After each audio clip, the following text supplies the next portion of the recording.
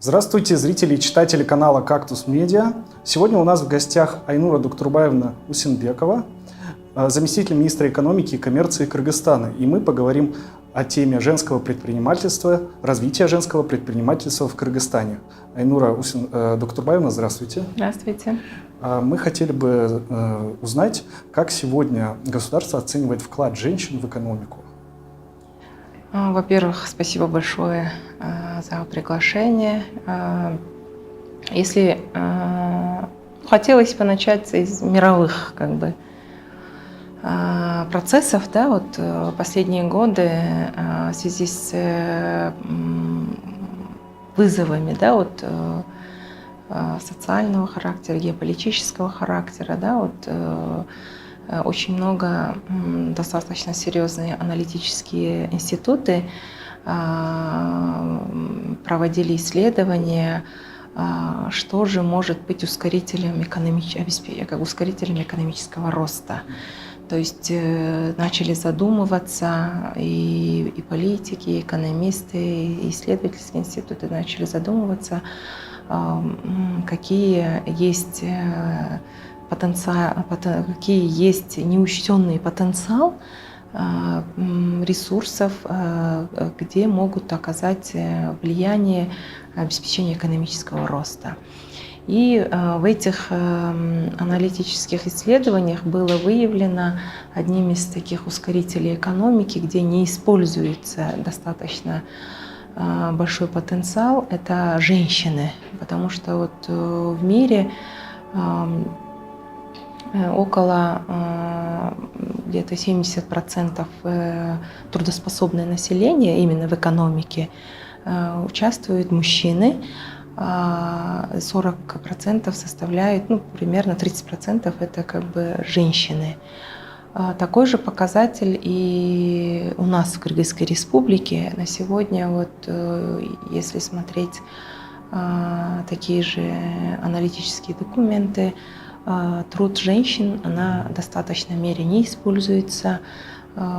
Трудоспособное население также, примерно так же где-то между 60-70 у нас мужчины работают, а женщины вовлечены всего лишь на 35-40%. Да, вот, и поэтому, вот, учитывая данные за последние годы, вот, Кабинет министров Кыргызской республики мы начали обращать внимание на увеличение экономических возможностей женщин.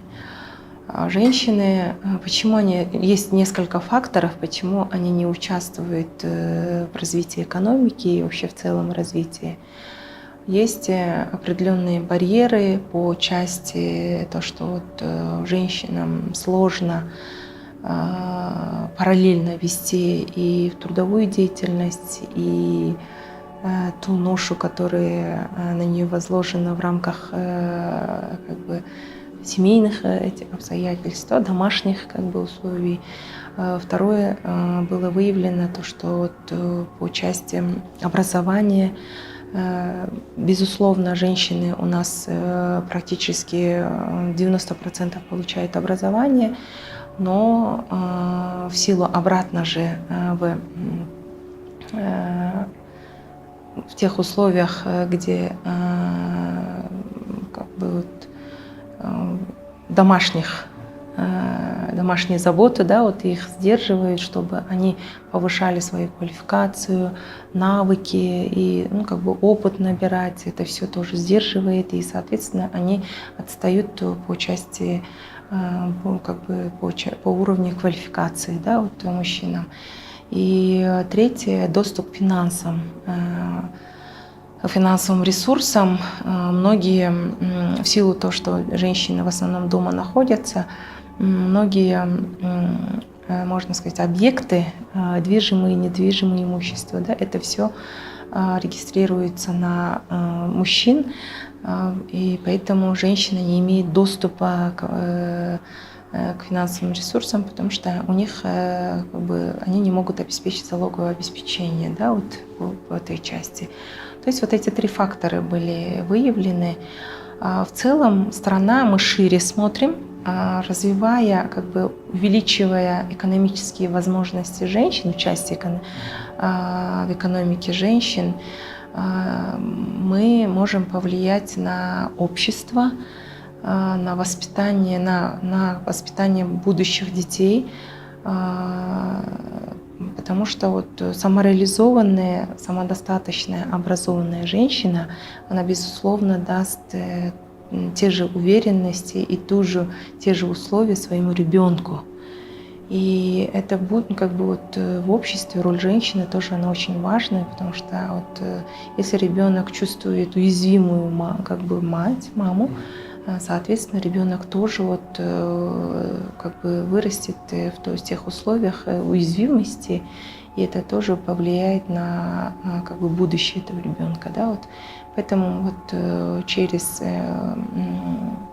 повышение экономических возможностей женщин мы еще закладываем такое как бы достаточно самореализованное как бы общество, да, вот для нас.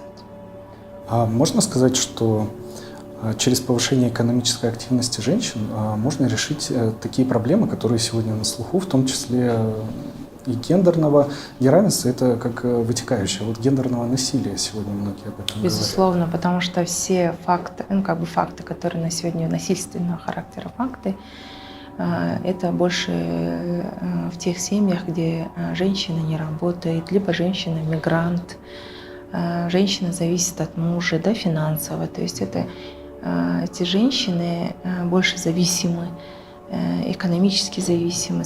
Если экономически, ну, как бы сейчас в мире так, как бы, да, вот, что экономически как бы состоявшийся человек, у него возможностей больше, он себя более уверенно чувствует. Поэтому, то есть самореализованная, сама как бы достаточная женщина, она может защитить свои права и защитить ну, как бы защитить права своего ребенка. Она менее зависима от как бы мужа, который вот, ну, приводит к таким ситуациям, да, вот, к таким условиям. Поэтому мы думаем, что этот вопрос тоже можно решить. Она, безусловно, долгосрочная, но есть женщины, которые на сегодня оказались в таких ситуациях. И поэтому вот в рамках различных площадках, обсуждениях мы рассказываем об успешных опытах, о тех женщинах, которые вот они свой успех рассказывают, как у них получилось, да, вот. Это больше просвещение, это больше дать уверенность, потому что вот возможностей очень много как бы на рынке, да, вот. Единственное, человек должен быть уверен, у человека должна быть, женщина должна быть цели и безусловно, получить поддержку соответствующую. И, безусловно, она может и себя как бы защитить, и своего ребенка защитить. Вы говорили, что Кабмин Кыргызстана высоко оценивает женское предпринимательство и будет дальше оказывать поддержку в развитии женского предпринимательства. А какие шаги были приняты с 2021 года, вот, с учетом начала новой такой экономической политики, можно сказать? Основа была заложена в национальной программе Кыргызской Республики до 2026 года, то есть среднесрочное развитие Кыргызской республики, да, вот ориентир. В этой программе была отмечена отдельная роль как бы наших женщин, определенные задачи перед Кабинетом министров по поддержке и развитию женского предпринимательства. А какие, например, результаты были уже по итогам этой программы развития женского предпринимательства достигнуты? По результатам, ну, есть определенные, по всем направлениям у нас есть результаты.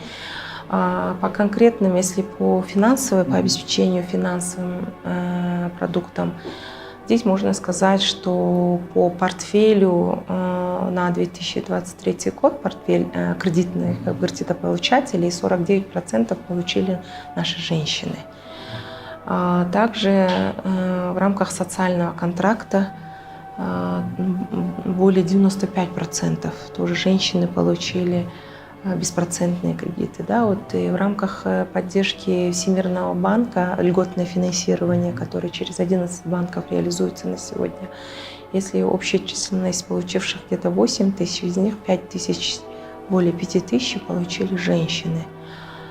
Безусловно, такие проекты как бы реализуются, но есть одна небольшая проблема в том плане, то, что в самой системе законодательства нету понятия женского предпринимательства.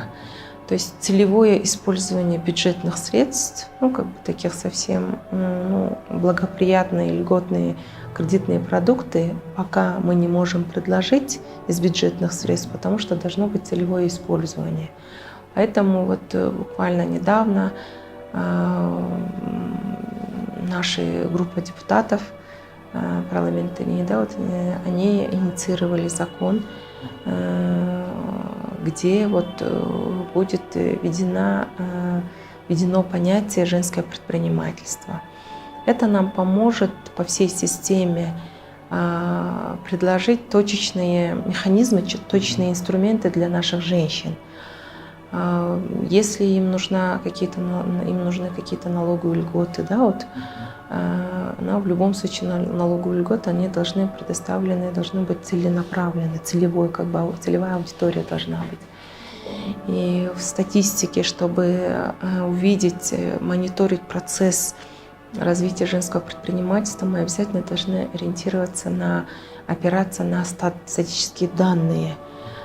Безусловно, при финансировании в банковском секторе мы тоже должны иметь определенные показатели по женскому предпринимательству. Если какие-то грантовая помощь, либо какие-то целевые инструменты, везде в любом случае нужны будут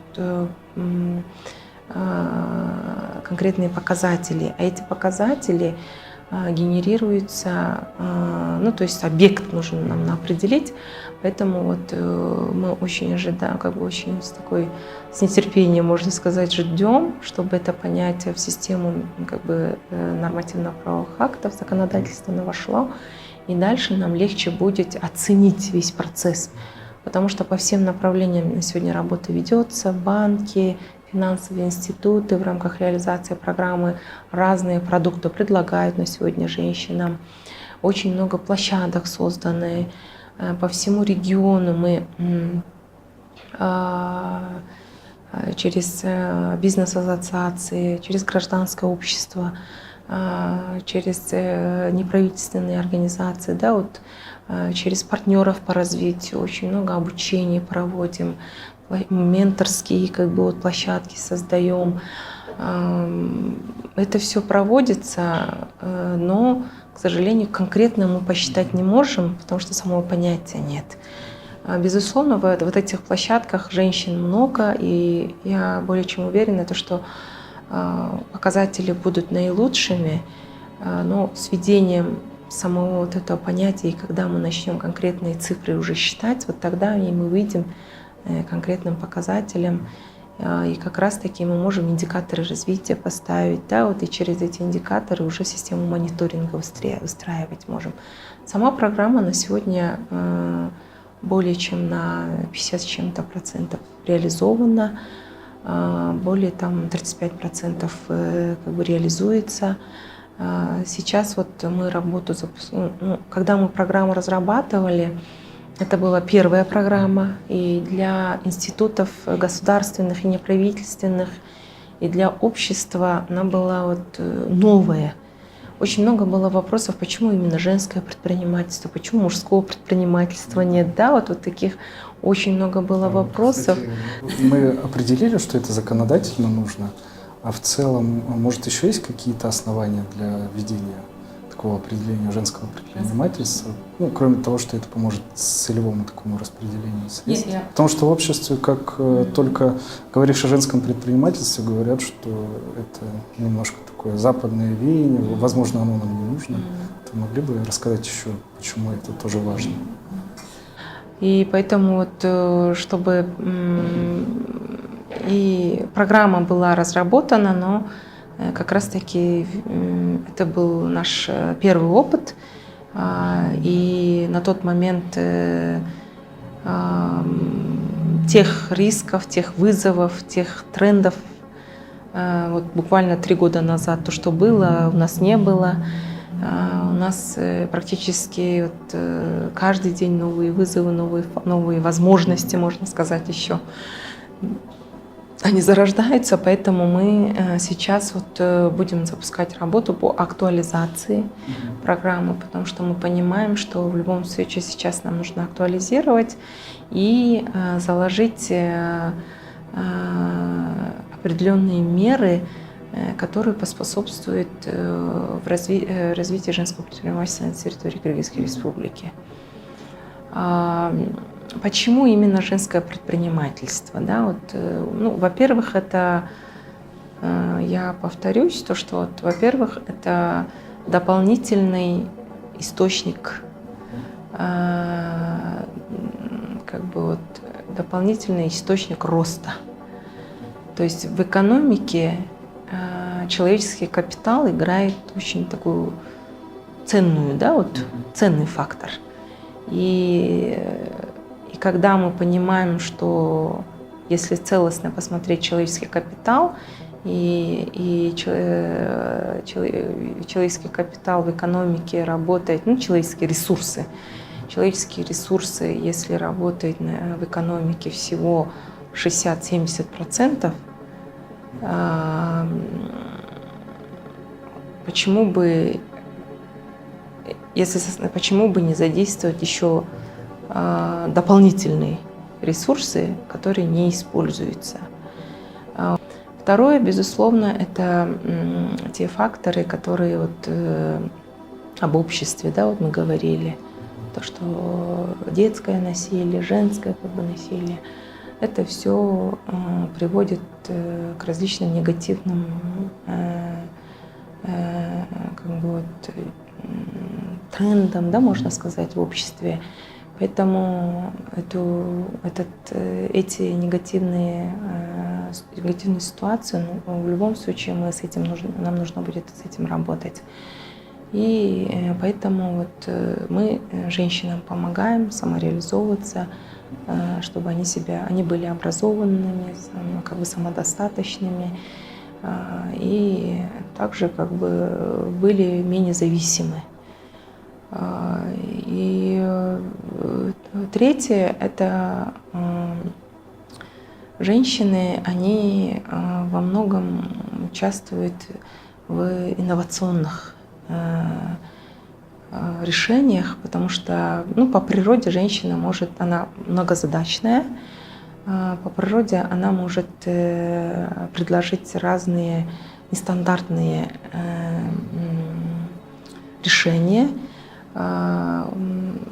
Воображение у женщин, она очень сильная, поэтому в креативной части, где вот в мире очень много креативных, наблюдается дефицит, да, креативности, креативных решений, и здесь потенциал женщин тоже мы можем использовать.